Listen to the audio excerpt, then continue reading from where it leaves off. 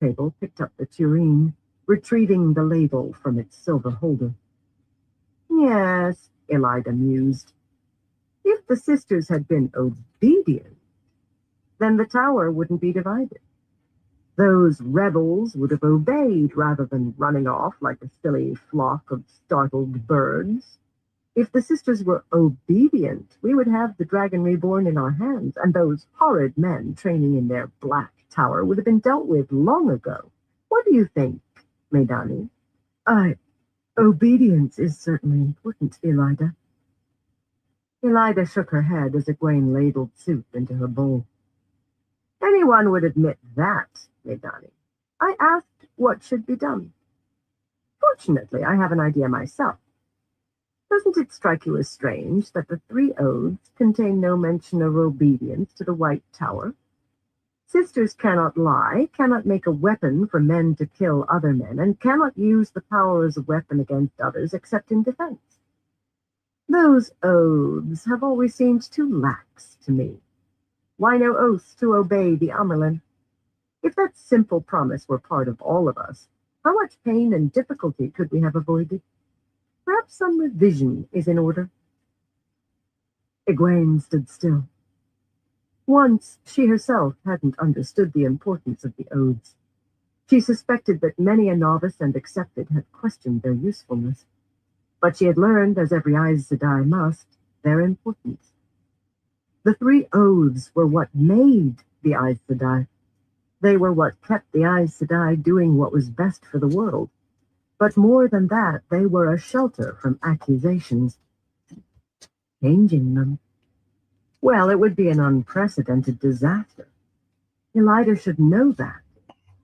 The false Amyrlin just turned back to her soup, smiling to herself, no doubt contemplating a 4th oath to demand obedience. Couldn't she see how that would undermine the tower itself? It would transform the Amyrlin from a leader to a despot. Egwene's rage boiled within her, steaming like the soup in her hands. This woman, this creature. She was the cause of the problems in the White Tower. She was the one who caused division between rebels and loyalists. She had taken Rand captive and beaten him. She was a disaster. Egwene felt herself shaking. In another moment she burst and let Elida hear truth.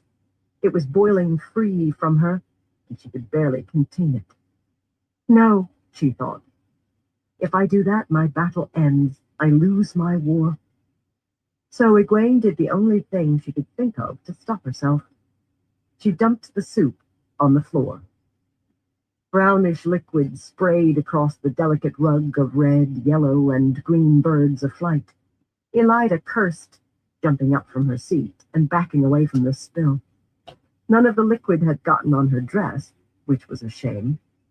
Egwene calmly snatched a serving towel off of the table and began to mop up the spill. You clumsy idiot, Elida snapped. I'm sorry, Egwene said. I wish that hadn't happened. And she did. She wished none of this evening had occurred. She wished Elida weren't in control. She wished the tower had never been broken.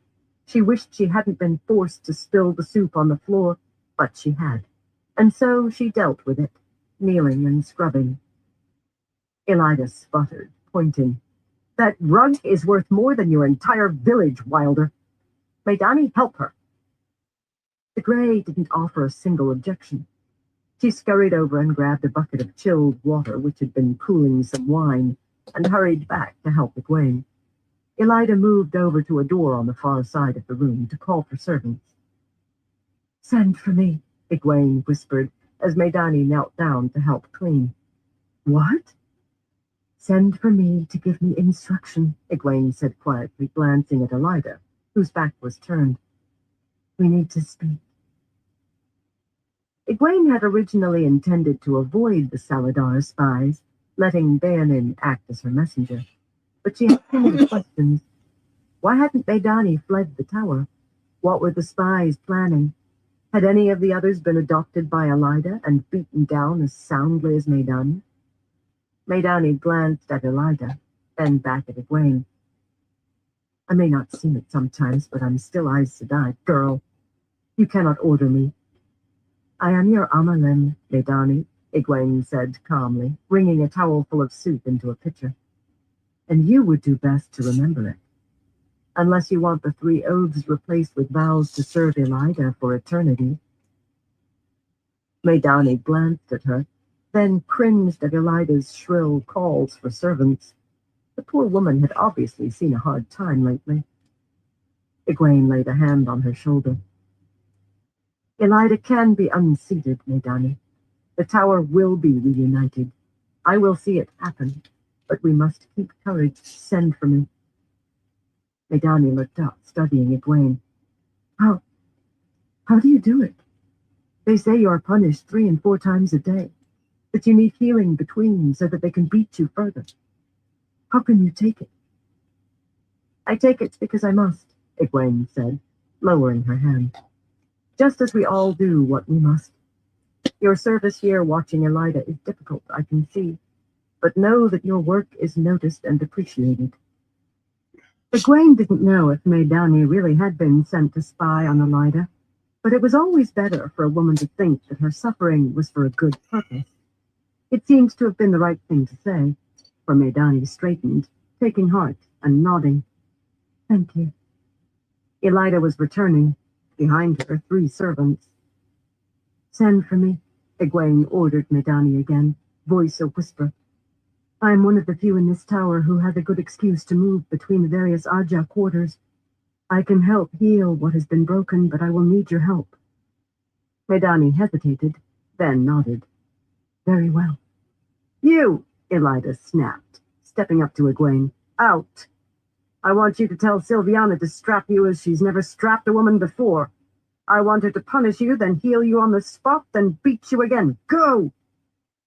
Egwene stood, handing her towel to one of the servants. Then she walked to the exit. And don't think that your clumsiness has allowed you to escape your duties, Elida continued from behind. You will return and serve me again on another date. And if you so much as spill another drop, I will have you locked away in a cell with no windows or lights for a week. Do you understand? Egwene left the room. Had this woman ever been a true Aes Sedai, in control of her emotions? Yet Egwene herself had lost control of her emotions. She should never have let herself get to a point where she'd been forced to drop the soup. She had underestimated how infuriating Elida could be, but that would not happen again. She calmed herself as she walked, breathing in and out. Rage did her no good. You didn't get mad at the weasel who was sneaking into your yard and eating your hens. You simply laid a trap and disposed of the animal. Anger was pointless. Hands still smelling faintly of pepper and spices, she made her way down to the lowest level of the tower, to the novices' dining hall beside the main kitchens. Egwene had worked in those kitchens herself frequently during the last 9 days. Every novice was required to work chores. The smells of the place, charcoal and smoke, simmering soups, and sharp, unscented soaps, were very familiar to her. The smells weren't that different, actually, from the kitchen of her father's inn back in the 2 Rivers. The white-walled room was empty, the tables sitting unattended, though there was a small tray on one of them, covered with a pot lid to keep it warm. Her cushion was there as well, left by the novices to soften the hard bench. Egwene approached, but ignored the cushion as she always did, though she was grateful for the gesture. She sat and removed the lid from the meal. Unfortunately, all she found was a bowl of the same brownish soup. There was no hint of the roast, gravy, or long, thin, buttered beans that had made up the rest of Elida's meal. Still, it was food, and Egwene's stomach was grateful for it. Elida hadn't ordered that she immediately go for punishment, and so Silviana's order that she eat first took precedence. Or, at least, there was enough of an argument there to protect her. She ate quietly, alone. The soup was indeed spicy, and it tasted as much of pepper as it had smelled, but she didn't mind. Other than that, it was actually quite good. She'd also been left a few slices of bread, though she'd gotten the ends of the loaf. All in all, not a bad meal for someone who had thought she might get nothing. Egwene ate contemplatively, listening to Laris and the scullions bang pots at washing up in the other room, surprised at how calm she felt. She had changed. Something was different about her. Watching Elida, finally confronting the woman who had been her rival all of these months, forced her to look at what she was doing in a new light. She had imagined herself undermining Elida and seizing control of the White Tower from within. Now she realized that she didn't need to undermine Elida. The woman was fully capable of doing that herself. Why, Egwene could picture the reactions of the sitters and Aja heads when Elida announced her intention to change the 3 oaths. Elida would topple eventually, with or without Egwene's help. Egwene's duty as Amerlin wasn't to speed that fall, but to do whatever she could to hold the tower and its occupants together. They couldn't afford to fracture further. Her duty was to hold back the chaos and destruction that threatened them all, to reforge the tower. As she finished off her soup, using the last piece of bread to wipe the remnants from the bowl, she realized she had to do whatever she could to be a strength to the sisters in the tower. Time was growing very short. What was Rand doing to the world without guidance? When would the Shonchan attack to the north? They'd have to cut through Andor to get to Taravalon. And what destruction would that cause? Surely she had some time to reforge the tower before the attack came, but no moments to waste. Egwene took her dish into the kitchen proper and washed it herself, earning a nod of approval from the hefty mistress of the kitchens. After that, Egwene made her way up to Sylviana's study. She needed to get her punishment done quickly. She still intended to visit Lyanna tonight, as was her custom. Egwene knocked, then entered, finding Sylviana at her desk, leafing through a thick tome by the light of 2 silver lamps. When Egwene entered, Sylviana marked the page with a small length of red cloth, then shut it. The worn cover read, Meditations on the Kindling Flame, a history of the rise of various Amerlins. Curious. Egwene sat down on a stool before the desk, not flinching at the immediate sharp pain of her backside, and spoke calmly about the evening, omitting the fact that she'd dropped the bowl of soup on purpose.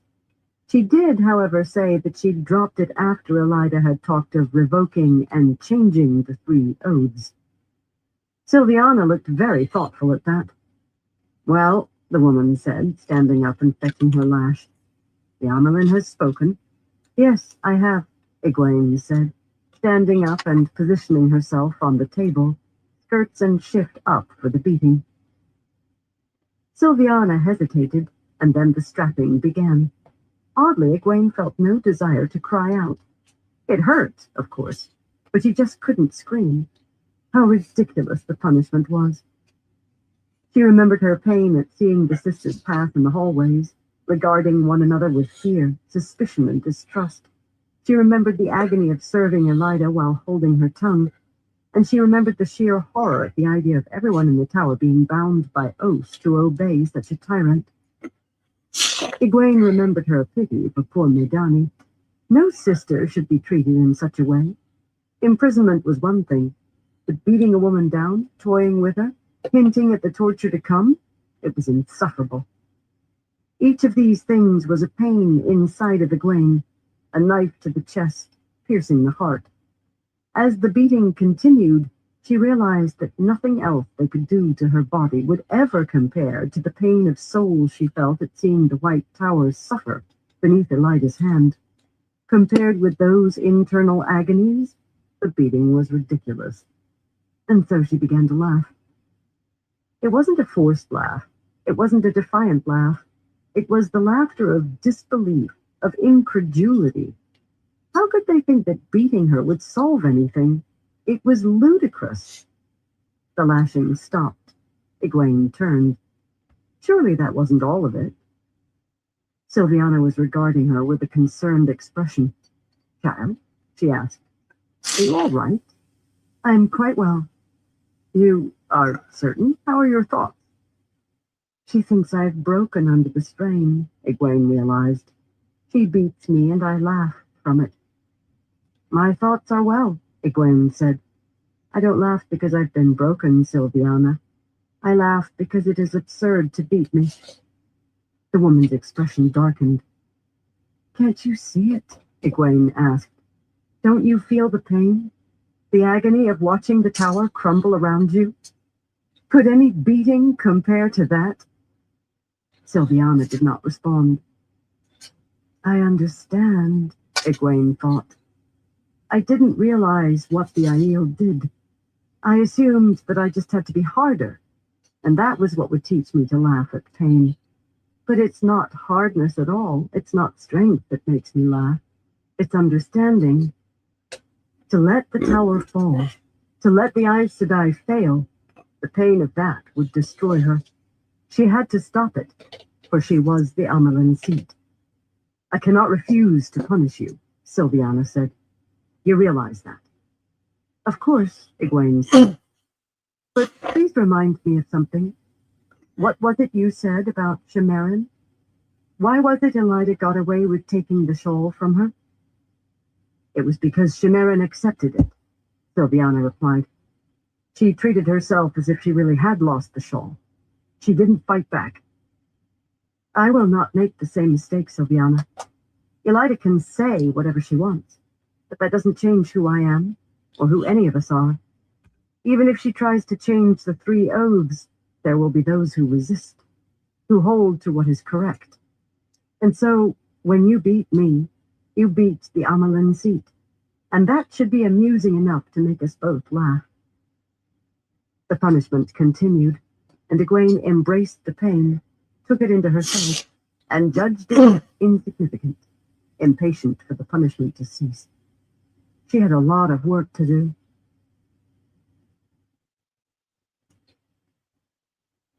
Chapter 3. The Ways of Honor.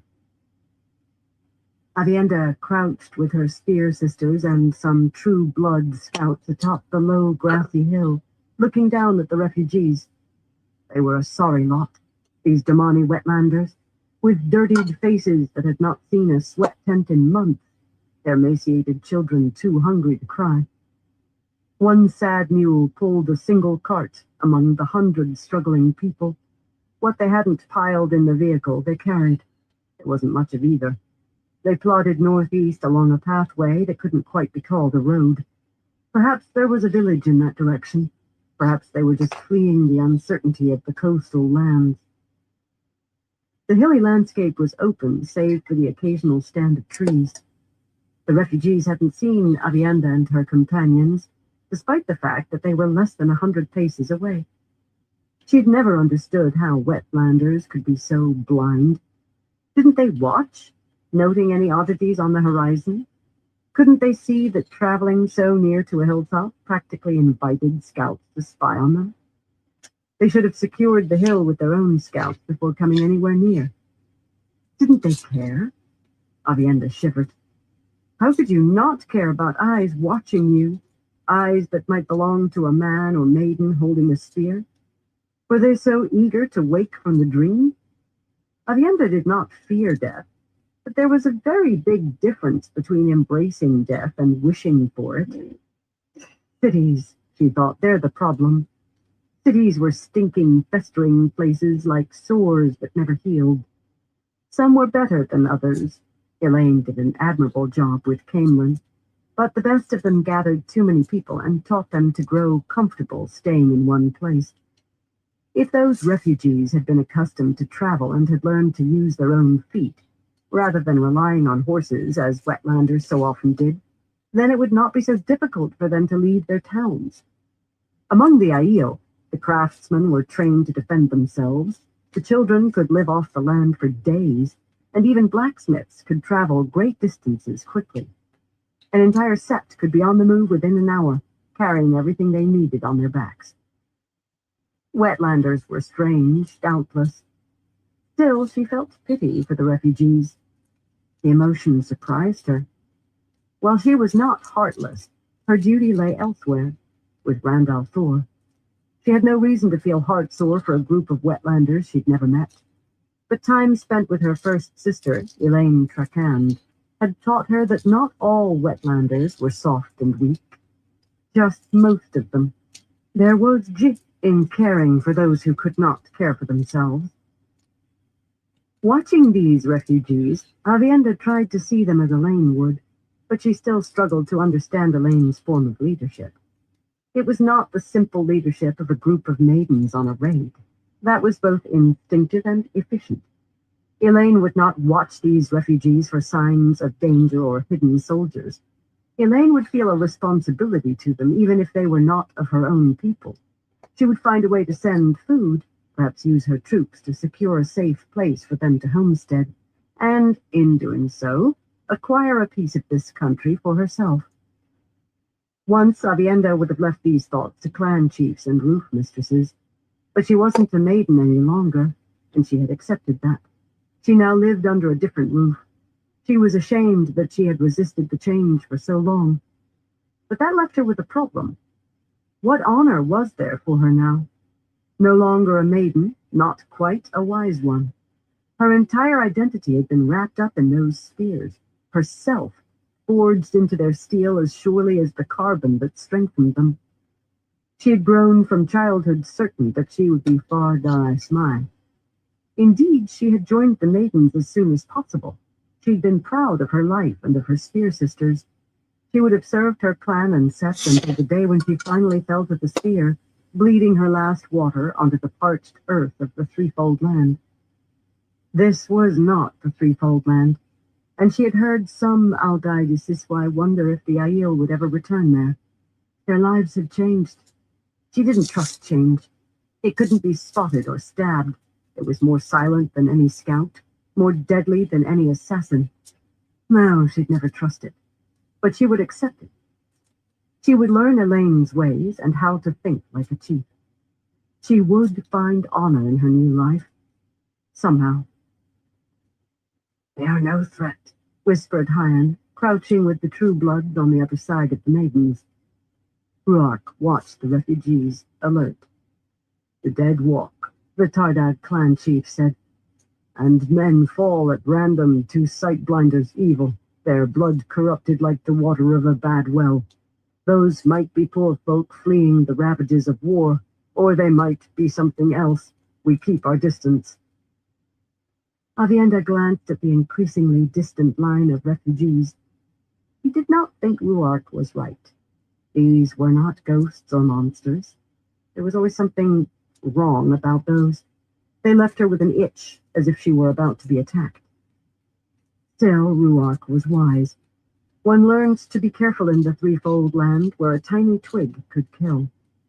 The group of Aiel slipped off the hilltop and down onto the brown-grassed plain beyond. Even after months spent in the wetlands, Avienda found the landscape strange. Trees here were tall and long-limbed, with too many buds. When the Aiel crossed patches of yellow spring grass among the fallen winter leaves, they all seemed so full of water that she half expected the blades and leaves to burst beneath her feet.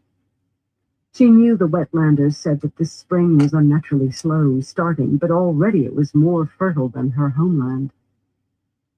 In the Threefold Land, this meadow, the hills to provide watchpoints and shelter, would have immediately been seized by a sept and used for farming. Here, it was just one of 1,000 different untouched patches of land. The fault lay again in those cities. The nearest ones were too distant from this location to make it a good spot for a wetland or farmstead. The 8 Aiel quickly crossed the grasses, weaving between hillsides, moving with speed and stealth. Horses could not match a man's feet, what with their thunderous galloping. Terrible beasts! Why did the wetlanders insist on riding them? Baffling. Avienda could begin to understand how a chief or queen must think, but she knew that she'd never completely understand wetlanders. They were just too strange. Even Randall Thor. Especially Randall Thor. She smiled, thinking of his earnest eyes. She remembered the scent of him, wetlander soaps, which smelled of oil, mixed with that particular earthy musk that was all his own. She would marry him. She was as determined as Elaine in that regard. Now that they were first sisters, they could marry him together, as was proper. Only how could Avienda marry anyone now? Her honor had been in her spears, but Rand al'Thor now wore those at his waist, beaten and forged into a belt buckle, given to him by her own hand. He'd offered her marriage once. A man offering marriage. Another of those strange wetlander customs. Even disregarding the strangeness of it, disregarding the insult his proposal had shown Elaine, Avienda could never have accepted Rand al'Thor as her husband. Couldn't he understand that a woman must bring honor to a marriage? What could a mere apprentice offer? Would he have her come to him as an inferior? It would shame her completely to do that. He must not have understood. She did not think him cruel, only dense. She would come to him when she was ready, then lay the bridal wreath at his feet, and she couldn't do that until she knew who she was. The ways of Pt.2 were complex. Avienda knew how to measure honor as a maiden, but wise ones were different creatures entirely. She had thought she was gaining some small amount of honor in their eyes. They had allowed her, for instance, to spend a great deal of time with her first sister in Camelin. But then, suddenly, Dorinda and Nadir had arrived and informed Avienda that she had been ignoring her training. They had seized her like a child caught listening furtively outside the sweat tent, towing her away to join the rest of her clan as they left for Arad Doman. And now the wise ones treated her with less respect than they had before. They offered her no teaching. Somehow she had misstepped in their eyes. That made her stomach twist. To shame herself before the other wise ones was almost as bad as showing fear before one as brave as Elaine. So far, the wise ones had allowed Avienda some honor by letting her serve punishments, but she didn't know how she had shamed herself in the first place. Asking would, of course, only bring more shame. Until she unwove the problem, she could not meet her toll. Worse, there was a real danger of her making the mistake again. Until she sorted out this problem, she would remain an apprentice, and she would never be able to bring an honorable bridal wreath to Rand al'Thor. Avienda gritted her teeth. Another woman might have wept, but what good would that have done? Whatever her mistake, she had brought it upon herself, and it was her duty to right it. She would find honor again, and she would marry Rand al'Thor before he died at the last battle. That meant that whatever it was she had to learn, she needed to do so quickly. Very quickly. They met up with another group of Aiel waiting in a small clearing amid a stand of pine trees. The ground was thick with discarded brown needles, the sky broken by the towering trunks. The group was small by the standards of clans and sets, barely 200 people.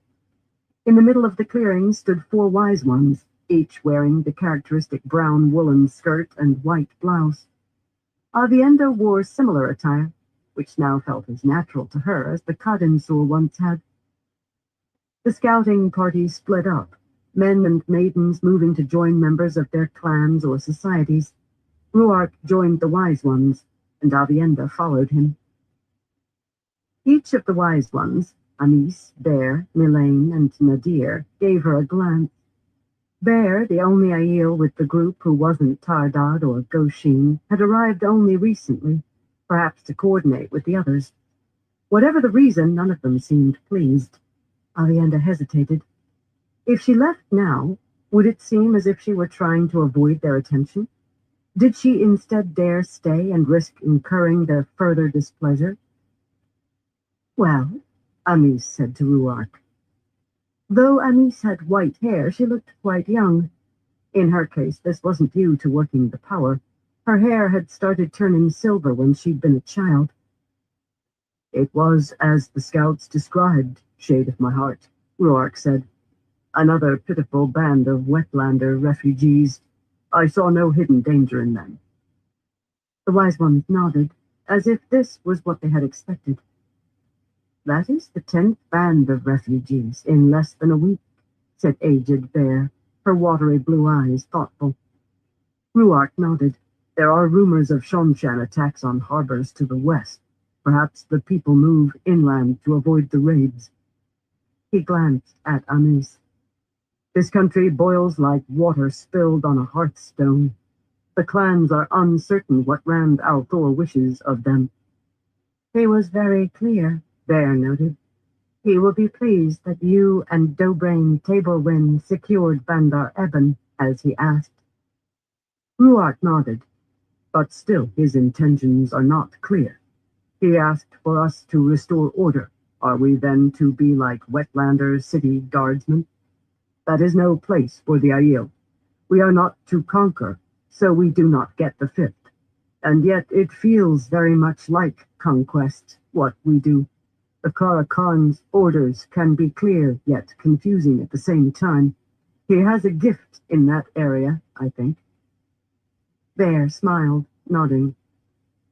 Perhaps he intends for us to do something with these refugees.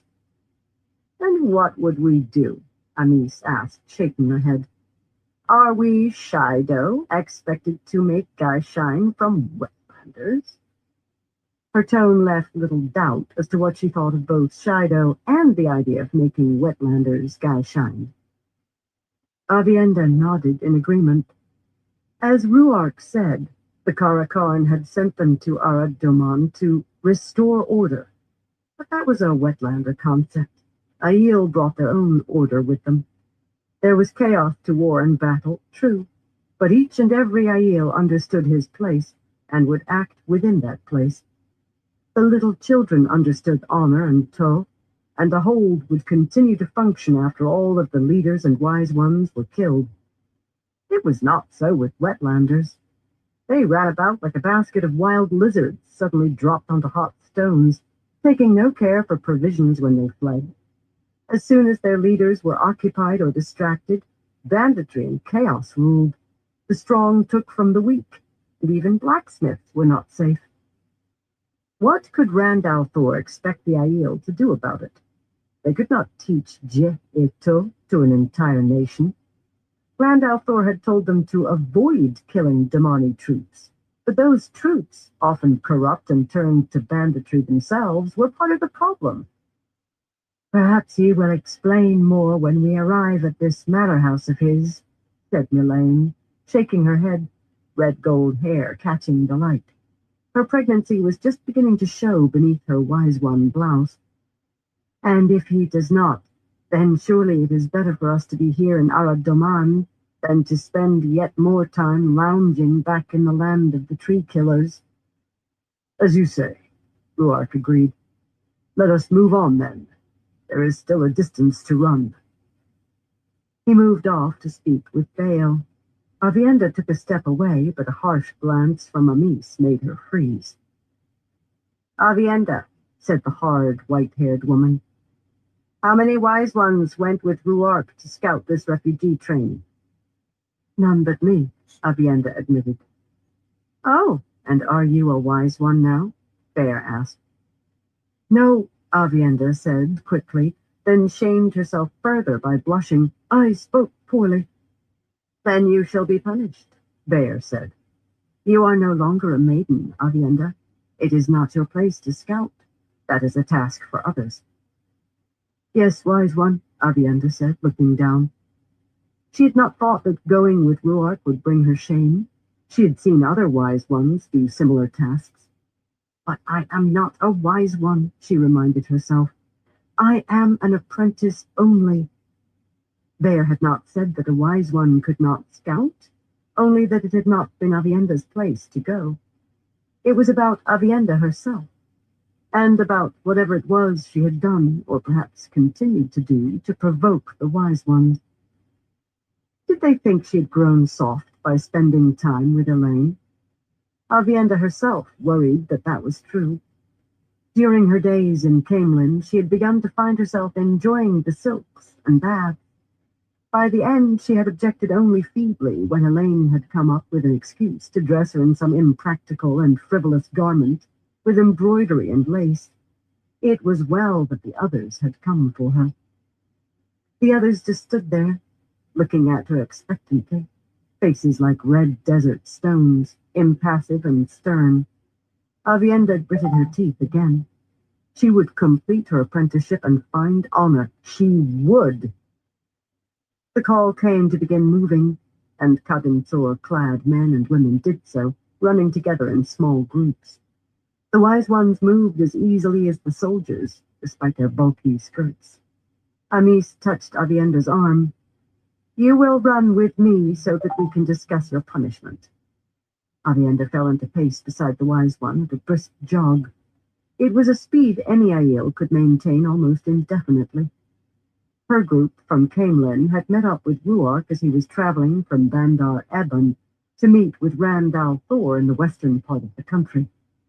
Dobrain Taborwen, a Cairienin, was still maintaining order in the capital city, where he'd reportedly located a member of the Damani ruling body.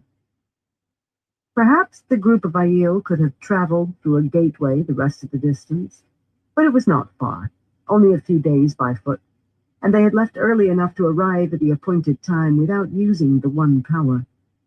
Ruark wanted to scout for himself some of the landscape near the manor house Rand al'Thor was using as a base. Other bodies of Goshin or Tardad Aiel would join them at the base, using gateways if needed. "What do you think of the Karakan's demands of us here in Daman, Avienda?" Amis asked as they ran. Avienda stifled a frown. What a punishment. "It is an irregular request," she said. "But Rand al'Thor has many strange ideas, even for a wetlander. This will not be the most unusual duty he has set for us." "And the fact that Ruark finds the duty discomforting?" "I doubt that the clan chief is uncomfortable," Avienda said. "I suspect that Ruark speaks what he has heard others say, passing the information to the wise ones. He does not wish to shame others by revealing who has spoken of their fears." Amis nodded. What was the purpose of the questions? Surely the woman had guessed the same thing. She would not come to Avienda for counsel. They ran in silence for a time with no mentions of punishment. Had the wise ones forgiven her unknown slight? Surely they wouldn't dishonor her in that way. Avienda had to be given time to think out what she had done, otherwise her shame would be unbearable. She might err again, this time worse. Amis gave no clue as to her thoughts. The wise one had been a maiden once, like Avienda. She was hard, even for an Aiel. "And al'Thor himself?" Amis asked. "What do you think of him?" "I love him," Avienda said. "I did not ask Avienda the silly girl," Amis said curtly. "I asked Avienda the wise one." "He is a man of many burdens," Avienda said more carefully. "I fear that he makes many of those burdens heavier than they need be. I once thought that there was only one way to be strong, but I have learned from my first sister that I was wrong. Rand al'Thor, I do not think he has learned this yet. I worry that he mistakes hardness for strength." Amis nodded again, as if in approval. Were these questions a test of some sort? "You would marry him?" Amis asked. I thought we weren't talking about Avienda the silly girl, Avienda thought, but of course didn't say it. One did not say such things to Amis. "I will marry him," she said instead. "It is not a possibility, but a certainty." The tone earned her a glance from Amis, but Avienda held her ground. Any wise one who misspoke deserved to be corrected. "And the wetlander Min Farshaw?" Amis asked. "She obviously loves him. What will you do about her?" "She is my concern," Avienda said.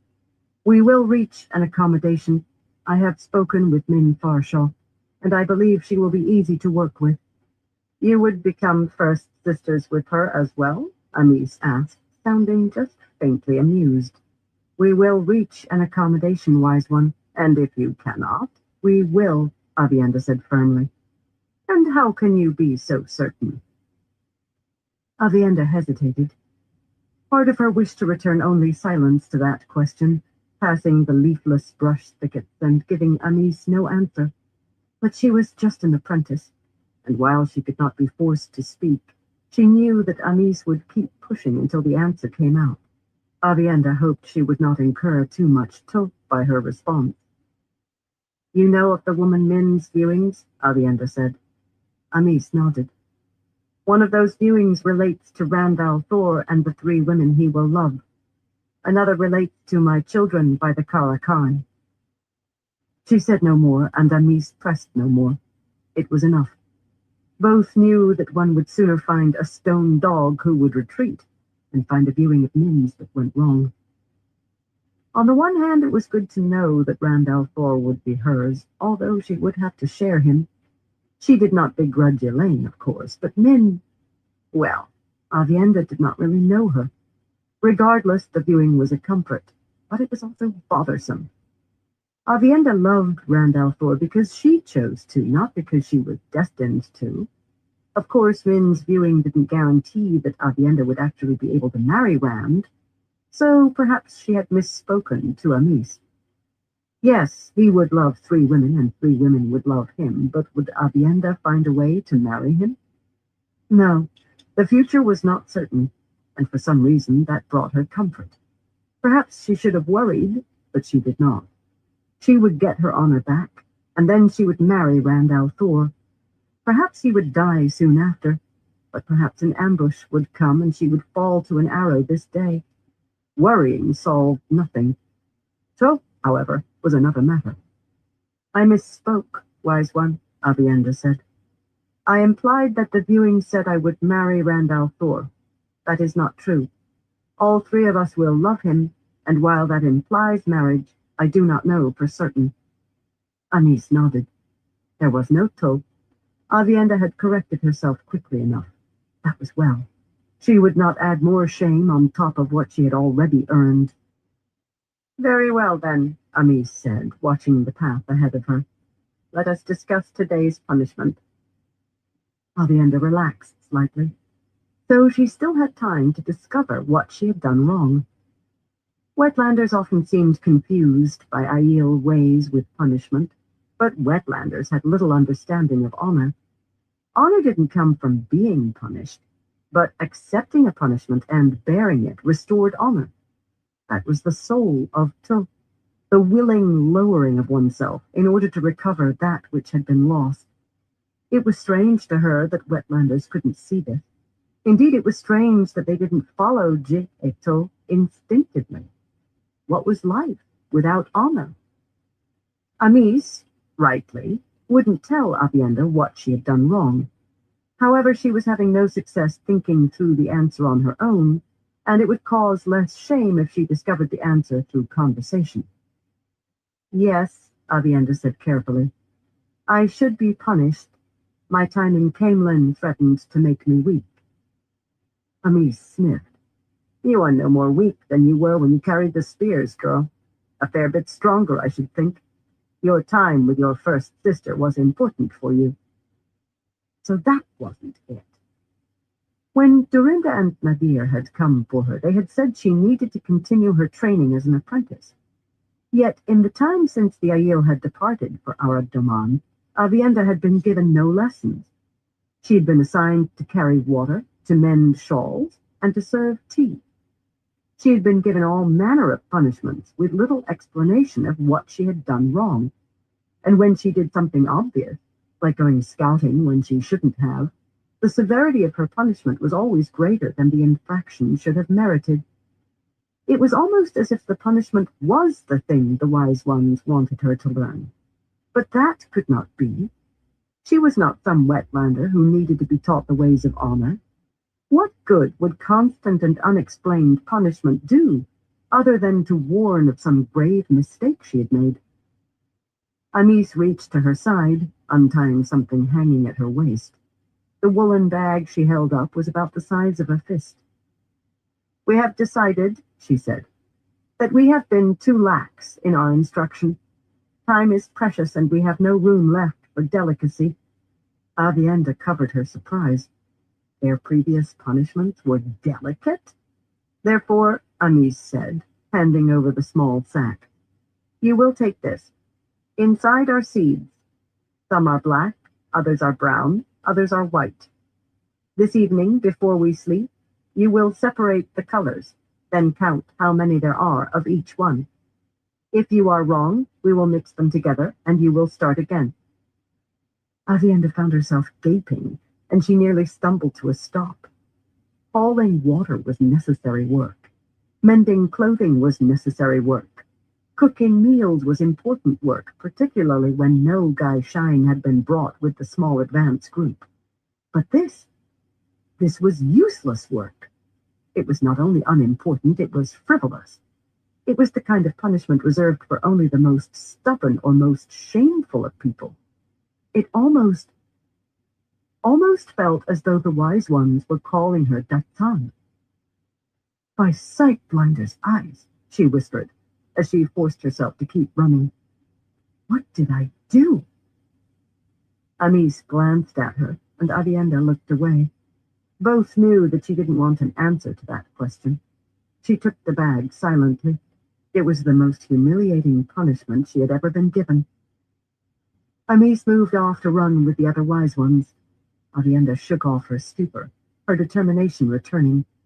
Her mistake must have been more profound than she had thought. Amis's punishment was an indication of that, a hint. She opened the bag and glanced inside. There were 3 little empty algoda bags inside to help with the separation, and thousands of tiny seeds nearly engulfed them. This punishment was meant to be seen, meant to bring her shame. Whatever she'd done, it was offensive not just to the wise ones, but to all around her, even if they, like Avienda herself, were ignorant of it. That only meant she had to be more determined.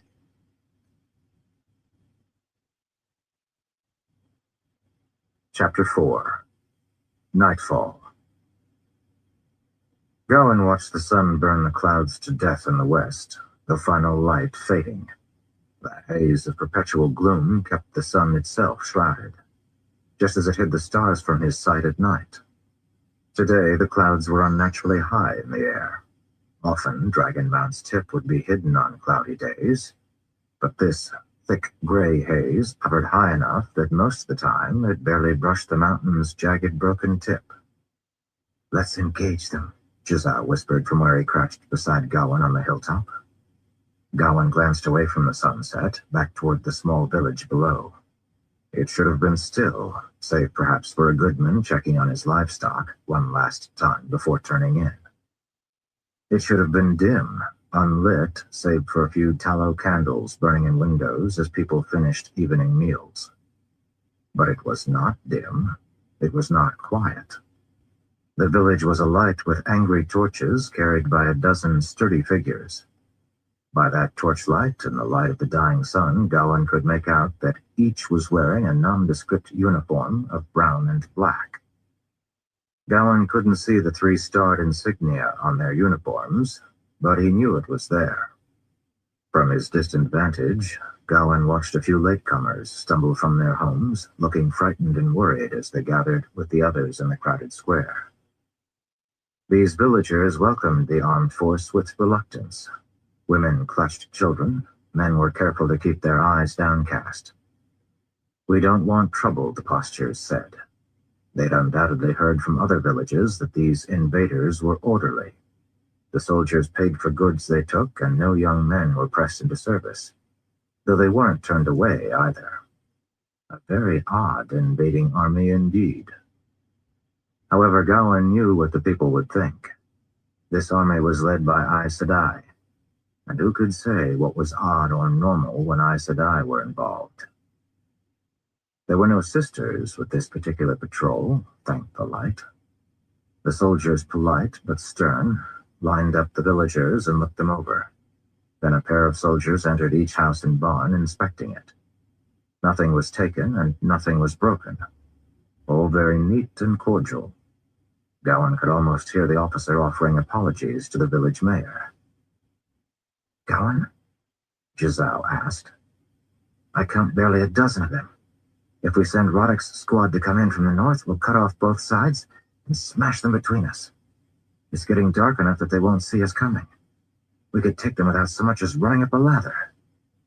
"And the villagers?" Gawain asked. "There are children down there." "That hasn't stopped us other times." "Those times were different," Gawain said, shaking his head. "The last 3 villages they've searched point a direct line toward Doran. If this group vanishes, the next one will wonder what it was they nearly uncovered. We draw the entire army's eye in this direction." "But No, Gowan said softly. We have to know when to fall back, Giselle. So we came all this way for nothing. We came all this way for an opportunity, Gowan said, backing away from the hilltop, making certain he didn't show a profile on the horizon. And now that I've inspected that opportunity, we are not going to take it. Only a fool loses his arrow just because he's got a bird in front of him. Why wouldn't you loose it if it's right there in front of you? Giselle asked as he joined Gowan. Because sometimes the prize isn't worth the arrow, Gowan said. Come on. Below, waiting in the dark with lanterns hooded, were some of the very men the soldiers in the village were searching for. Gareth Bryn must have been very displeased to learn there was a harrying force hiding somewhere nearby.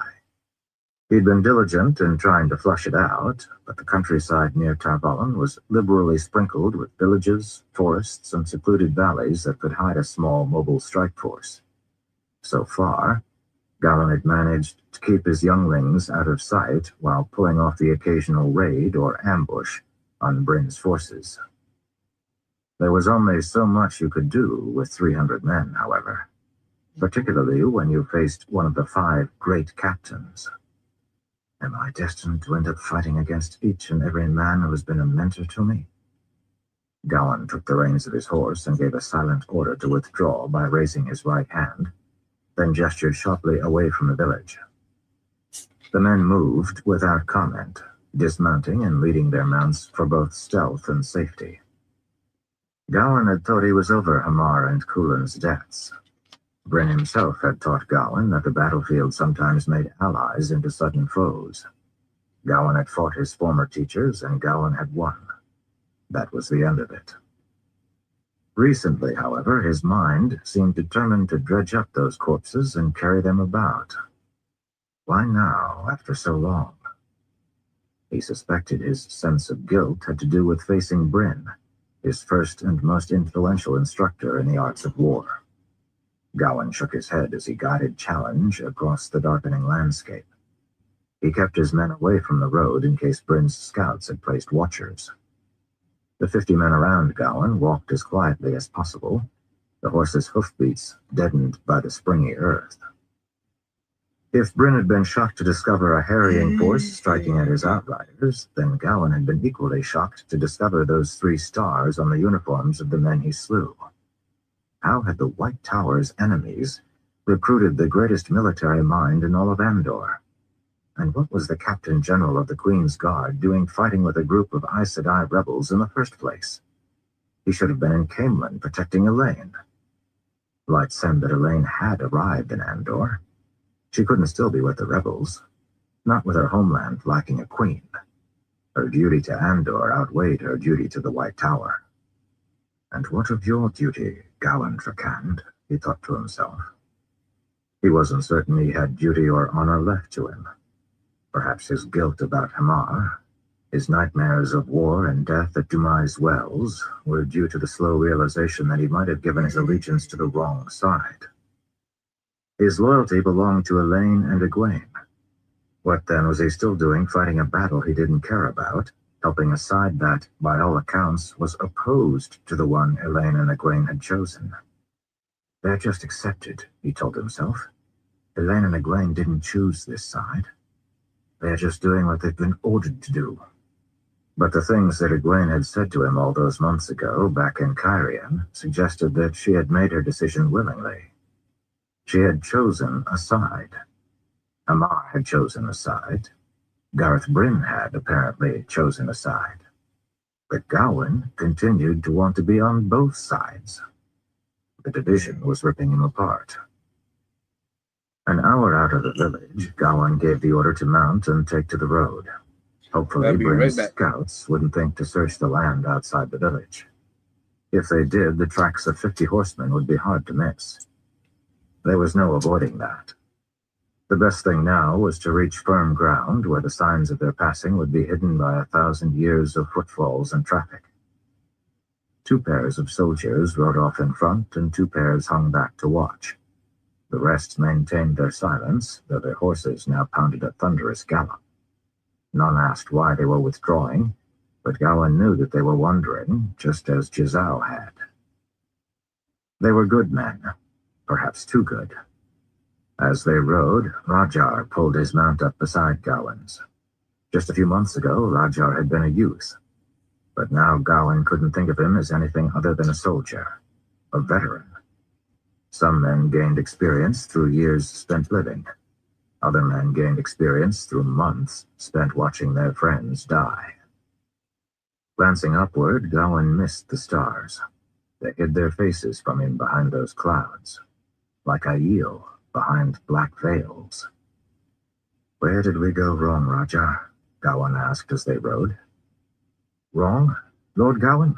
Rajar asked. "I don't know that we did anything wrong. We couldn't have known which villages that patrol would choose to inspect, or that they wouldn't turn along the old wagon-right road as you had hoped. Some of the men may be confused, but it was right to withdraw."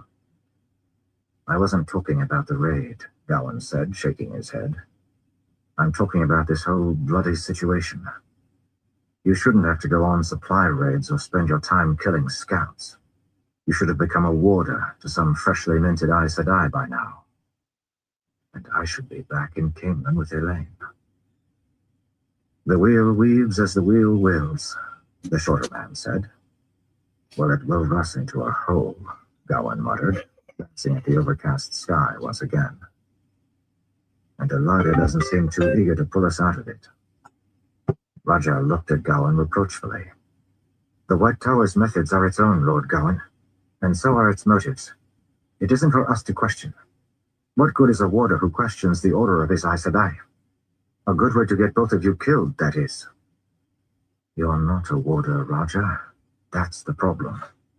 Gawain said nothing. None of the other younglings seemed to be plagued with these questions. To them, the world was much simpler. One did as the White Tower and the Amerlin seat commanded. Never mind if those commands seemed designed to get you killed. 300 youths against a force of over 50,000 hardened soldiers commanded by Gareth Bryn himself. Will of the Amerlin or not, that was a death trap. The only reason the younglings had survived as long as they had was because of Gawain's familiarity with his teacher's ways. He knew where Bryn would send patrols and outriding scouts, and knew how to evade his search patterns. It was still a futile effort. Gawain didn't have nearly the troops needed for a true harrying force, particularly with Bryn entrenched in his siege. Beyond that, there was the remarkable matter of the army's complete lack of a supply line. How were they getting food? They purchased supplies from the surrounding villages, but not nearly enough to feed themselves. How could they possibly have carried all they needed while still moving quickly enough to appear without warning in the middle of winter? Gawain's attacks were next to meaningless. It was enough to make a man think that the Amerlin just wanted him and the other younglings out of the way. Before Demise Wells, Gawain had suspected that was the case. Now he was growing certain. "And yet you continue to follow her orders," he thought to himself. He shook his head. Bryn's scouts were getting dangerously close to his base of operations, and Gawain couldn't risk killing any more of them without giving himself away. It was time to head back to Dorlan. Perhaps the Aes Sedai there would have a suggestion on how to proceed.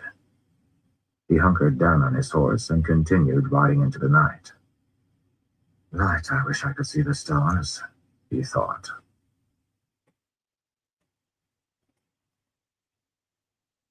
Chapter 5. A Tale of Blood. Rand crossed the trampled manor green, banners flapping before him, tents surrounding him, horses whinnying in their pickets on the far west side. In the air hung the sense of an efficient war camp. Smoke and savor from the stew pots were much stronger than the occasional whiff of horse dung or an unwashed body. Bashir's men maintained a tidy camp, busying themselves with the hundreds of little tasks that allowed the army to function. Sharpening swords, oiling leathers, mending saddles, fetching water from the stream. Some practiced charges to the left on the far side of the green in the space between tent lines and the scraggly trees growing alongside the stream. The men held gleaming lances at the level as their horses trampled the muddy ground in a long swath. The maneuvers not only kept their skills sharp, but exercised the horses as well. As always, Rand was trailed by a flock of attendants. Maidens were his guards, and the Aiel watched the Saldaean soldiers with wariness. Beside him were several Aes Sedai. They were always about him now. The pattern had no place for his one-time insistence that all Aes Sedai be kept at arm's length. It wove as it willed, and experience had shown that Rand needed these Aes Sedai. What he wanted no longer mattered. He understood that now. It was little comfort that many of these Aes Sedai in his camp had sworn allegiance to him. Everyone knew that Aes Sedai followed their oaths in their own ways, and they would decide what their fealty to him would require. Elsa Penfell, who accompanied him this day, was one of those who had sworn to him. Of the Green Aja, she had a face that might be considered pretty, if one didn't recognize the ageless quality that marked her as Aes Sedai. She was pleasant for an Aes Sedai, despite the fact that she had helped kidnap Rand and lock him in a box for days, to be pulled out only for the occasional beating. In the back of his mind, Luce Theron growled. That was past. Elsa had sworn. That was enough to allow Rand to use her. The other woman attending him today was less predictable. She was a member of Cadsuane's retinue.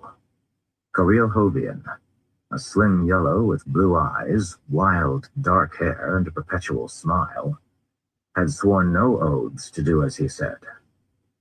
Despite that, he felt a temptation to trust her, since she had once tried to save his life. It was only because of her, Samitsu, and Dahmer Flynn that Rand had survived.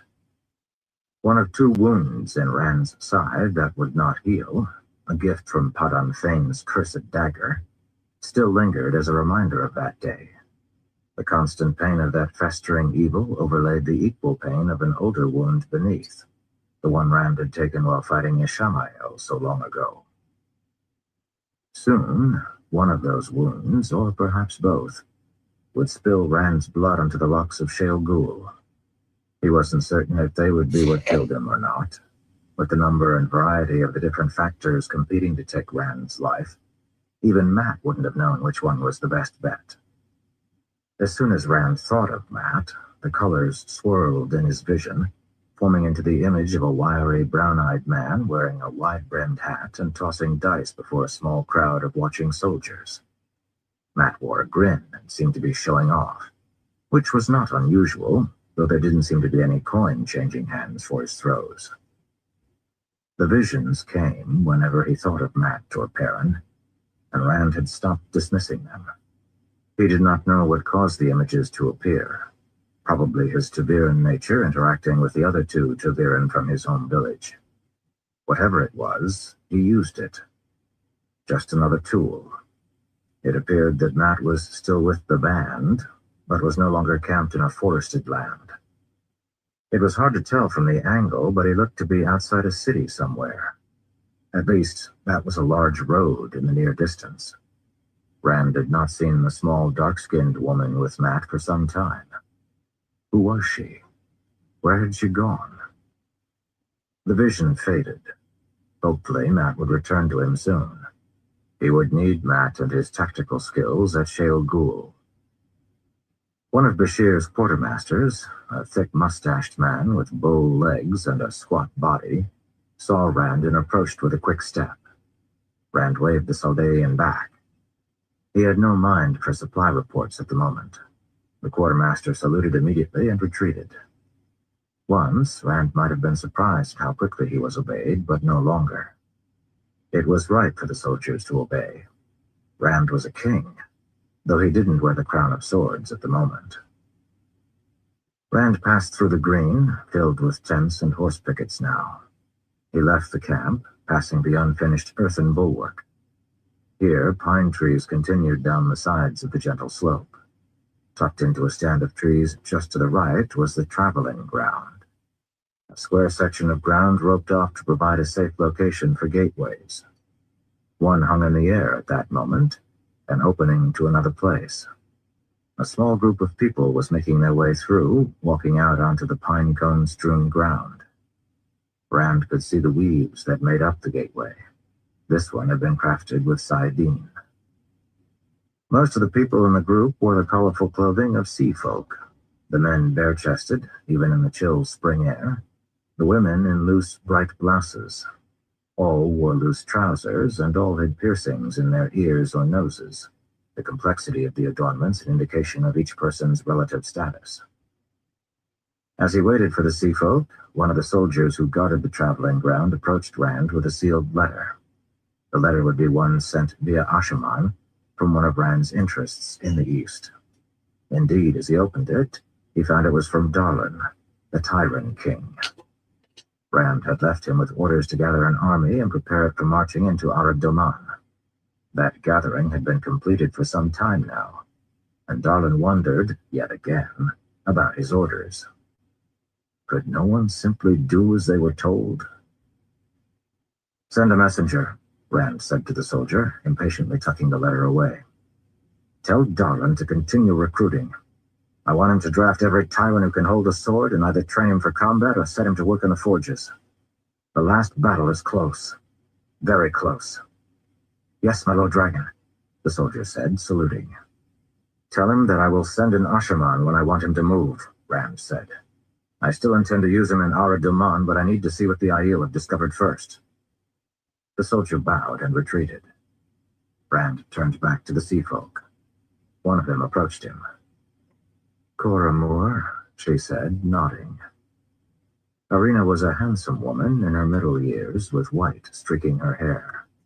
Her Atha-on-the-air blouse was of a bright blue, colorful enough to impress a tinker, and she had an impressive 5 gold rings in each ear, as well as a nose chain strung with gold medallions. "I did not expect you to come and meet us personally," Arena continued. "I have questions for you that could not wait." Arena looked taken aback. She was the Sea Folk ambassador to the Cora Moore, which was their name for Rand. They were angry with Rand for the weeks he had spent without a Sea Folk minder. He had promised to keep one with him at all times. Yet Loghain had mentioned their hesitation to send Harina back. Why was that? Had she achieved greater rank, making her too important to attend in? Could one be too important to attend the Cora Moore? Much about the Sea Folk made little sense to him. "I will answer if I can," Arena said guardedly. Behind her, porters moved the rest of her belongings through the gateway. Flynn stood on the other side, holding the portal open. "Good," Rand said, pacing back and forth before her as he spoke. At times, he felt so tired, so weary to his bones that he knew he had to keep moving, never stopping. If he did, his enemies would find him. Either that or his own exhaustion, both mental and physical, would drag him down. "Tell me this," he demanded as he paced. "Where are the ships which have been promised? The demonic people starve while grain rots in the east. Loghain said you had agreed to my demands, but I have seen nothing of your ships. It has been weeks." "Our ships are swift," Harina said testily. "But there is a great distance to travel, and we must go through seas controlled by the Shonanshan. The invaders have been extremely diligent with their patrols, and our ships have had to turn back and flee on several occasions. Did you expect that we would be able to bring your food in an instant? Perhaps the convenience of these gateways has made you impatient, Cora Moore. We must deal with the realities of shipping and war, even if you do not." Her tone implied that he would have to deal with those realities in this case. "I expect results," Rand said, shaking his head. "I expect no delays. I know you do not like being forced to keep your agreement, but I will suffer no lagging to prove a point. People die because of your slowness." Arena looked as if she'd been slapped. "Surely," she said, "the Cora Moore does not imply that we would not keep to our bargain." The sea folk were stubborn and prideful, wave mistresses more than most. They were like an entire race of Aes Sedai. He hesitated. "I should not insult her so, not because I am frustrated about other things." "No," he finally said. No, I do not imply that. Tell me, Harina, were you punished much for your part in our agreement? I was hung up by my ankles naked and strapped until I could scream no more. As soon as the words left her mouth, her eyes opened in shock. Often, when influenced by Rand's Taviran nature, people said things they did not intend to admit. So harsh, Rand said, genuinely surprised. It was not so bad as it could have been. I retained my position as wave mistress for my clan. But it was obvious she had lost a great deal of face, or incurred great toll, or whatever the blasted sea folk called honor. Even when he wasn't present, he caused pain and suffering. I am glad you have returned, he forced himself to say. No smile, but a softer tone. That was the best he could do. You have impressed me, Harina, with your level-headedness. She nodded in thanks to him. We will keep our bargain, Coramor. You needn't fear. Something else struck him, one of the original questions he'd come to ask her. Harina, I would ask you a somewhat delicate question about your people. You may ask, she said carefully. How do the sea folk treat men who can channel? She hesitated. That is not a matter for the shorebound to know. Rand met her eyes. If you agree to answer, then I will answer a question for you in return. The best way to deal with the Afa on the air was not to push or bully, but to offer trade. She paused. If you give me 2 questions, she said, I will answer. I will give you 1 question, Harina, he said, raising a finger. But I promise to answer you as truthfully as I can. It is a fair bargain, and you know it. I have little patience right now. Harina touched her fingers to her lips. It is agreed, then, under the light. It is agreed, Rand said, under the light. My question? Men who can channel are given a choice, Harina said. They can either step from the bow of their ship holding a stone, which is also tied to their legs, or they can be dropped off on a barren isle with no food or water. The second is considered the more shameful option, but some few do take it, to live for a brief time longer. Not much different from what his own people did in gentling men, truth be told. Saidin is cleansed now, he said to her. This practice must stop. She pursed her lips, regarding him. Your man spoke of this, Coramor. Some find it difficult to accept. It is true, he said firmly. I do not doubt that you believe it to be so. Rand gritted his teeth, forcing down another burst of anger, his hand forming a fist. He had cleansed the taint. He, Randall Thor, had performed a deed the likes of which had not been done since the Age of Legends. And how was it treated? With suspicion and doubt. Most assumed that he was going mad and therefore seeing a cleansing that had not really happened. Men who could channel were always distrusted. Yet they were the only ones who could confirm what Rand said. He'd imagined joy and wonder at the victory, but he should have known better.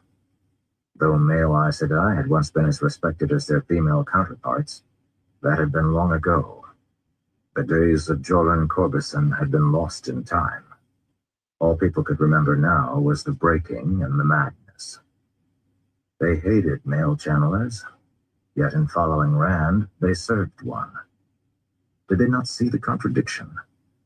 How could he convince them that there was no longer reason to murder men who could touch the one power? He needed them. Why, there might be another Jolan Corbison among the very men the sea folk tossed into the ocean. He froze. Jolan Corbison had been one of the most talented Aes Sedai before the breaking, a man who had crafted some of the most amazing Tirangrial Rand had ever seen. Except Rand had not seen them. Those were Luz Theron's memories, not his. Jolan's research facility of Sharam had been destroyed, the man himself killed, by the backlash of power from the boar. Oh, right, Rand thought with despair. I'm losing myself in him. The most terrifying part was that Rand could no longer make himself wish to banish Lews Therin. Lews Therin had known a way to seal the boar, if imperfectly, but Rand had no idea how to approach the task. The safety of the world might depend on the memories of a dead madman. Many of the people around Rand appeared shocked, and Harina's eyes were both uncomfortable and a little frightened. Rand had been muttering to himself again, he realized, and he cut off abruptly. I accept your answer, he said stiffly. What is your question of me?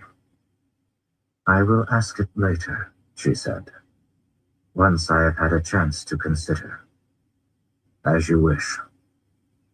He turned away, his retinue of Aes Sedai, maidens, and attendants following. The traveling ground guards will see you to your room and carry your luggage. There was a veritable mountain of that. Flynn, to me.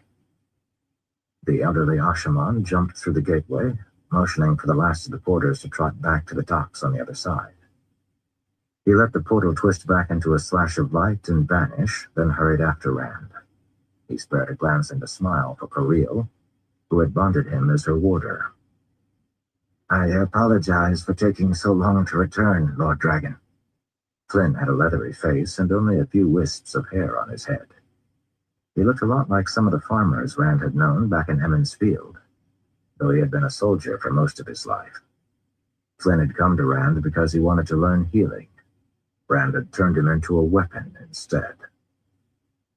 You did as ordered, Rand said, walking back toward the green. He wanted to blame Harina for the prejudices of an entire world, but that was not fair. He needed a better way, a way to make everyone see. I've never been exceptional at making gateways, Flynn continued. Not like Androl. I needed to... Flynn, Rand said, cutting in. Enough. The Ashaman blushed. I apologize, my Lord Dragon. To the side, Kirill laughed softly, patting Flynn on the shoulder. Don't mind him, Damar, she said in a lilting Mirandian accent. He's been as surly as a winter thunderhead all morning. Rand glared at her, but she just smiled good-naturedly. Regardless of what the Aes Sedai thought of men who could channel in general, the ones who had taken Ashaman as warders seemed as protective of them as mothers of their children. She had bonded one of his men, but that did not change the fact that Flynn was one of his men. An Ashaman first and foremost, a warder second. What do you think, Elsa? Rand said, turning from Kirill to the other Aes Sedai. About the taint and what Harina said. The round-faced woman hesitated. She walked with hands behind her back, dark green dress marked only by subtle embroideries. Utilitarian for an Aes Sedai.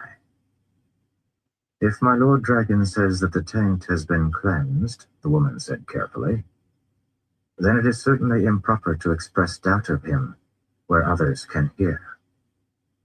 Rand grimaced. An Aes Sedai answer for certain. Oath or no oath, Elsa did as she wished. Oh, we were both there at Shatter Loget, Kirill said, rolling her eyes. We saw what you did, Rand. Besides, I can feel male power through dear Damar here when we link. It has changed. The taint is gone. Bright as sunlight it is, though channeling the male half still feels like a wrestling with a summer whirlwind. Yes, Elsa said. But be that as it is, you must realize how difficult it will be for others to believe this, Lord Dragon.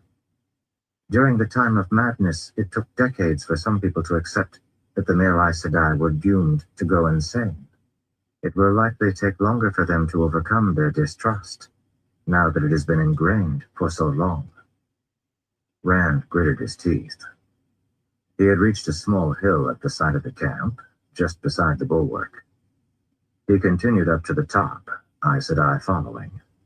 Here, a short wooden platform had been erected, a fire tower for launching arrows over the bulwark. Rand stopped at the top of the hill, maidens surrounding him. He barely noticed the soldiers who saluted him as he looked over the Saldean camp with its neat tent lines. Was this all he would leave to the world? A taint cleansed, yet men still killed or exiled for something they could not help? He had bound most nations to him, yet he knew well that the tighter one tied a bale, the sharper the snap of the cords when they were cut. What would happen when he died? Wars and devastation to match the breaking?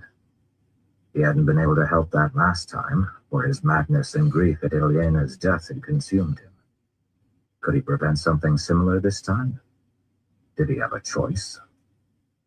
He was ta'veren, the pattern bent and shaped around him. And yet he had quickly learned one thing from being a king. The more authority you gained, the less control you had over your life. Duty was truly heavier than a mountain. It forced his hand as often as the prophecies did. Or were they both one and the same? Duty and prophecy. His nature as a ta'veren and his place in history. Could he change his life? Could he leave the world better for his passing, rather than leaving the nations scarred, torn, and bleeding? He watched the camp, men moving about their tasks, horses nosing at the ground, searching for patches of winter grass that had not already been chewed to their roots. Though Rand had ordered this army to travel, there were still camp followers, with mules and laundry, blacksmiths and farriers to tend horses and equipment, young boys to run messages and to train on the weapons. Saldaea was a borderland, and battle was a way of life for its people. I envy them sometimes, Rand whispered. My lord? Flynn asked, stepping up to him. The people of the camp, Rand said. They do as they are told, working each day under orders, strict orders at times. But orders are not. Those people are more free than I. You, Lord, Flynn said, rubbing his leathery face with an aged finger. You are the most powerful man alive. You're ta'veren. Even the pattern obeys your will, I should think. Rand shook his head. It doesn't work that way, Flynn. People out there, any one of them could just ride away. Escape if they felt like it. Leave the battle to others. I've known a few Saldaeans in my day, my lord, Flynn said. Forgive me, but I have doubts that any one of them would do that. But they could, Rand said. It's possible. For all their laws and oaths, they are free. Me? I seem as if I can do as I wish, but I am tied so tightly the bonds cut my flesh. My power and influence are meaningless against fate. My freedom is all just an illusion, Flynn. And so I envy them. Sometimes. Flynn folded his hands behind his back, obviously uncertain how to respond. We all do as we must. Moiraine's voice from the past returned to his memory. As the pattern decrees. For some, there is less freedom than for others. It does not matter whether we choose or are chosen. What must be, must be. She had understood. I'm trying, Moiraine, he thought. I will do what must be done. My Lord Dragon, a voice called. Rand turned toward the sound and saw one of Bashir's scouts running up the hill.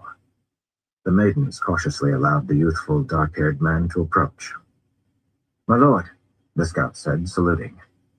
There are Aiel on the outskirts of the camp. We saw two of them prowling through the trees about half a mile down the slope. The maidens immediately began to move their hands, speaking in their clandestine hand talk. Did any of those Aiel wave at you, soldier? Rand asked dryly. My lord? The man asked. Why would they do that? They're Aiel. If you saw them, that means they wanted you to. And that means they're allies, not foes. Inform Bashir that we'll be meeting with Rourke and Bale shortly. It is time to secure Arad Daman. Or maybe it was time to destroy it. Sometimes it was difficult to tell the difference. Maurice spoke. Grandalf's plans. Tell me again what you know of them. The tall Aes Sedai of the Green Aja, like Cadsuane herself, maintained a stern expression, arms folded beneath her breasts. A silver comb slid into the side of her black hair. The Terrabonner woman was a good choice to lead the interrogation, or at least she was the best choice Cadsuane had. Maurice didn't show a bit of discomfort at being so near to one of the most feared beings in all of creation, and she was relentless in her questioning. She did try a little too hard to prove how stern she was. The way she kept her hair pulled back into its bun with such force, for instance, or the way she flaunted her Ashaman warder. The room was on the second floor of Randall Thor's Domani mansion, the outer wall made of thick, round pine logs, the inner walls of wood planks, all stained a matching dark color. This chamber, which had once been a bedroom, had been emptied of nearly all furniture. There was not even a rug on the sanded wood floor. In fact, the only furniture in it now was the stout chair Cadsuane sat in. Cadsuane sipped her tea, intentionally projecting an air of composure. That was important, especially if one wasn't anything near composed on the inside. At the moment, for instance, Cadsuane wanted to crush the teacup between her hands, then perhaps spend an hour or so stamping on the shards. She took another sip. The source of her frustration, and the object of Maurice's questioning, hung in the air, held upside down by weaves of air with her arms tied behind her back. The captive had short, wavy hair and dark skin. Her face matched Cadsuane's own for composed serenity, despite her circumstances. Wearing a simple brown dress, the hem held up around